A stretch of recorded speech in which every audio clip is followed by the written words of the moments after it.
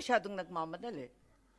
We are going, unang-una ma'am, ang reglementary period, mamalasin naman kami pag hindi namin ginawa ang trabaho Bakit? namin.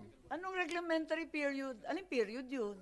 The Article Dahil 125, sinabi na nga ni Executive Director sa ating PCTC, na diffusion lang naman yun eh. Wala nga commitment pinag-uusapan dun eh. Wala nga red notice, pambira eh. there is a warrant. Takal-takal na ni Arnie Tevez eh. Wala pa rin, di ba?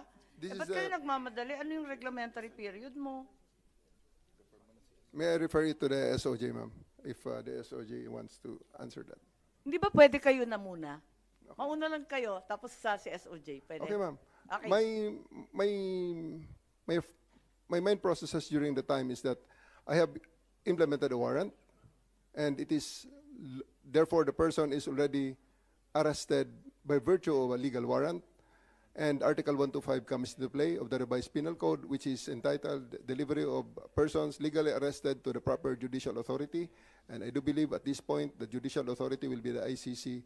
Therefore, I have to abide with that Article 125 of the So revised inaamin penal code. mo warrantless arresto. Kasi yung Article 125 ng RPC does not apply kung may warrant. So inaamin mo walang warrant. At the many stages, ma'am, all the many other, Hindi, among make other up your laws. mind, General Torre.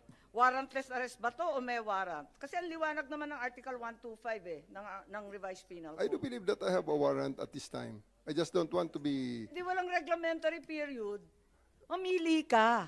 Kapag warrantless arrest, edi may period. Kapag may warrant, walang period. Just the same, ma'am, I have to deliver Hindi him to the pareho judicial yun, proper authority. kapatid.